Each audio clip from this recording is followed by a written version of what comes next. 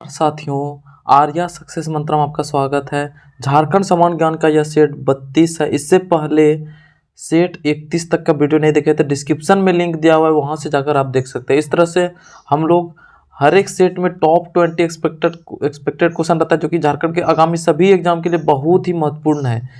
सारे question expected चुन के मैं लाता हूँ, ताकि आपको झारखंड का कोई भी एग्जाम में इन्हीं सब प्रश्न से रहेगा।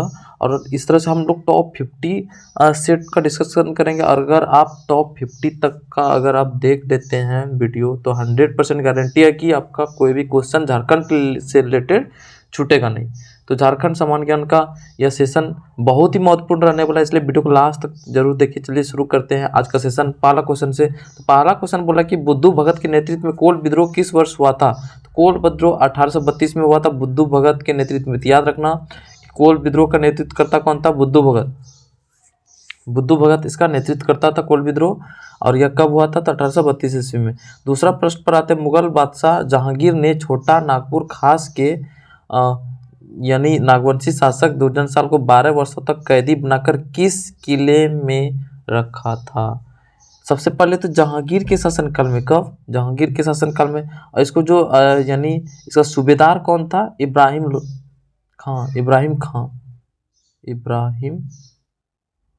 खां था इसका सूबेदार। इसी को भेजा था दुर्जन को गिरफ्तार करने यानी लाने के लिए, कैदी बनाने के लिए।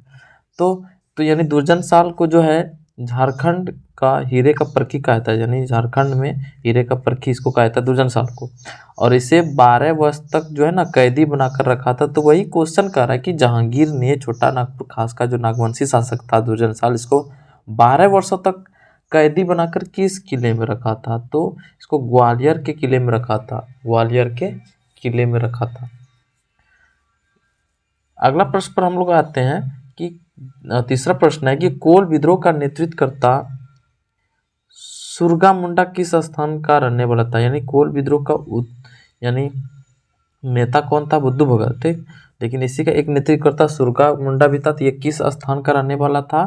तो बंदगांव का रहने वाला था, बंदगांव।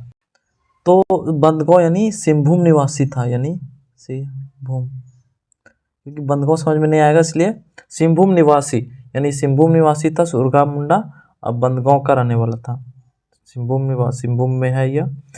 अगले प्रश्न पर आते हैं हम लोग।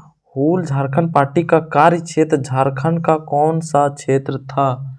यानी ये कौन सा क्षेत्र था? हूल झारखंड पार्टी का कार्य क्षेत्र झारखंड का कौन सा क्षेत्र था? तो इसका संथाल परगना, यानी हूल झारखंड पार्टी का कार्य क्षेत्र कहाँ था? संथाल परगना। पांचवा प्रश्न पर हम लोग आते हैं, किस मिशनरी को संथालों के बीच उत्कृष्ट कार्य करने के लिए आदर पूर्वक एपोस्टल ऑफ संथाल्स कहा जाता है? तो डॉक्टर एंड्रू कैंपवेल को, यानी ये मिशनरी को जो है ना संथालों के बीच उत्कृष्ट कार्य करने के लिए आदरपूर्वक एपोस्टल ऑफ संथाल्स कहा जाता है, एपोस्टल ऑफ एंड्रू कैंपवेल को। बहुत इंपॉर्टेंट प्रश्न है। छठा प्रश्न पर आते हैं, हूल झारखंड पार्टी का विभाजन कब हुआ था? हूल झारखंड पार्टी का विभाजन जो है यह 1970 में हुआ था। हूल झारखंड पार्टी का विभाजन कब हुआ था? 1970 में। तो यानी हूल झारखंड पार्टी का जो विभाजन हुआ था ये 1970 में हुआ था। यहीं से प्रोग्रेसिव हूल झारखंड पार्टी, प्रोग्रेसिव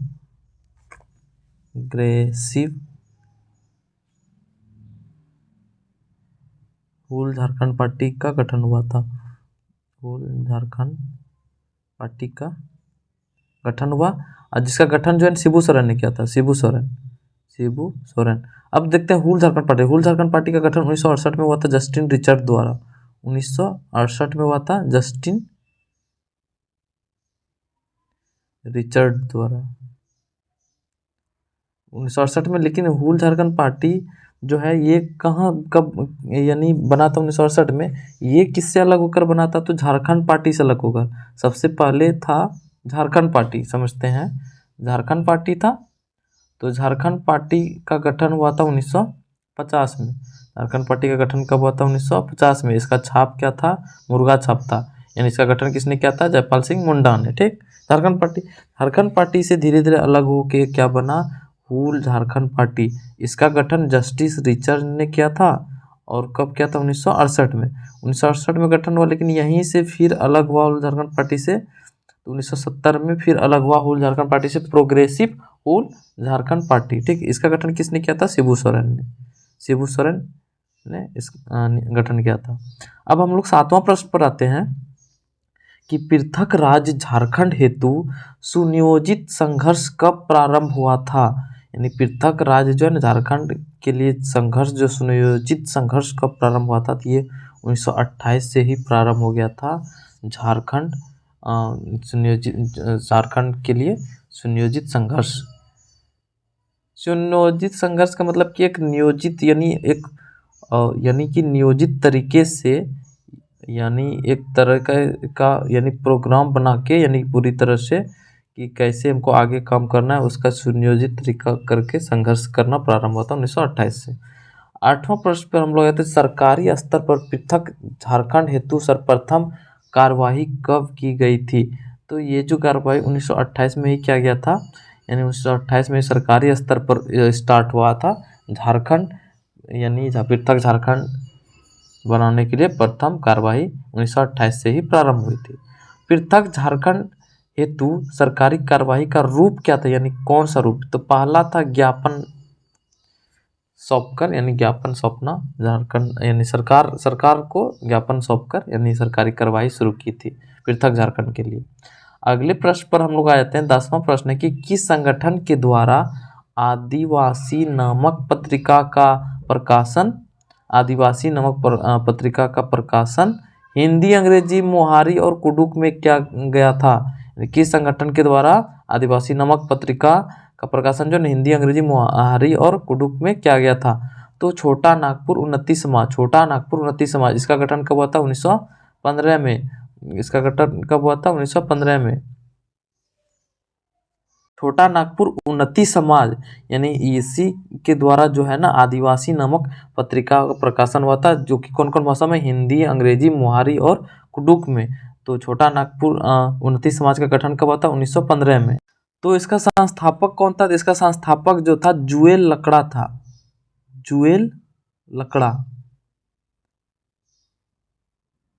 संस्थापक था छोटा नागपुर उन्नति समाज का। स्थापना होता है 1915 में। अगले प्रश्न पर आते हैं, किसान सभा का गठन कब हुआ था? तो किसान सभा का गठन 1931 में हुआ था।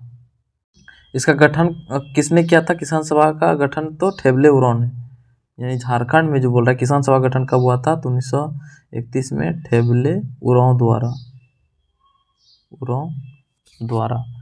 अगले प्रश्न पर आते हैं। 12वां प्रश्न है, छोटा नागपुर कैथोलिक सभा के प्रथम अध्यक्ष कौन थे? छोटा नागपुर का जो है ना कैथोलिक सभा का प्रथम अध्यक्ष कौन था? तो बोनीफस लकड़ा था। 13वां प्रश्न पर आते हैं, किसने 1935 ईस्वी में विधवाओं और निराश्रित महिलाओं के लिए अबला आश्रम का स्थापना की थी? तो यानी अबला आश्रम, तो आंसर होगा नागरमल मोदी ने ही 1935 में विधवाओं और निराश्रितों के महिलाओं के लिए अबला आश्रम का स्थापना किया था। 14वां प्रश्न है कि छोटा नागपुर कैथोलिक सभा के प्रथम महासचिव कौन थे? छोटा नागपुर कैथोलिक सभा के महासचिव कौन थे? तो इसका आंसर हो जाएगा इग्नेस बेक इसका महासचिव था छोटा नागपुर कैथोलिक सभा का। 15वां प्रश्न CNT एक्ट में लगान के बारे में साधारण उपबंध किस अध्याय में? अध्याय 9 में। याद रखना है, CNT एक्ट में लगान के बारे में साधारण उपबंध जो है वो अध्याय 9 में है। 16वां प्रश्न, झारखंड में सबसे निम्न साक्षरता वाला जिला कौन है? तो पाकुड़ 48.82% है मात्र। अगले प्रश्न पर आते हैं, झारखंड में सबसे अधिक साक्षरता वाला जिला कौन है? तो रांची 76.10% है, यानी सबसे अधिक रांची का साक्षरता दर है। अगले प्रश्न 18वां नंबर, ट्राइबल रिसर्च इंस्टीट्यूट झारखंड में कहाँ है? ट्राइबल रिसर्च इंस्टीट्यूट झारखंड के रांची जिला में है। झारखंड के रांची जिला में ट्राइबल रिसर्च इंस्टीट्यूट है। बहुत इंपॉर्टेंट प्रश्न है ये। 19वां प्रश्न पे आते हैं, झारखंड पुलिस प्रशिक्षण केंद्र कहाँ है? तो यह पदमा हजारीबाग में, हजारीबाग का पदमा नामक स्थान पर है। यानी झारखंड पुलिस प्रशिक्षण संस्थान केंद्र। 20वां और अंतिम प्रश्न देखते हैं, केंद्रीय ईंधन अनुसंधान संस्थान झारखंड में कहाँ स्थित है? तो यह केंद्रीय ईंधन अनुसंधान संस्थान झारखंड में जलगोड़ा पश्चिम सिंहभूम में है। पश्चिम सिंहभूम में है जलगोड़ा, पश्चिम सिंहभूम में केंद्रीय ईंधन अनुसंधान संस्थान है। ये था टॉप 20 क्वेश्चन जो झारखंड के सभी आगामी एग्जाम के लिए बहुत ही महत्वपूर्ण है। इसी तरह से वीडियो में बने रहिए, अगले वीडियो फिर हाजिर होंगे, तब तक के लिए धन्यवाद, जय हिंद।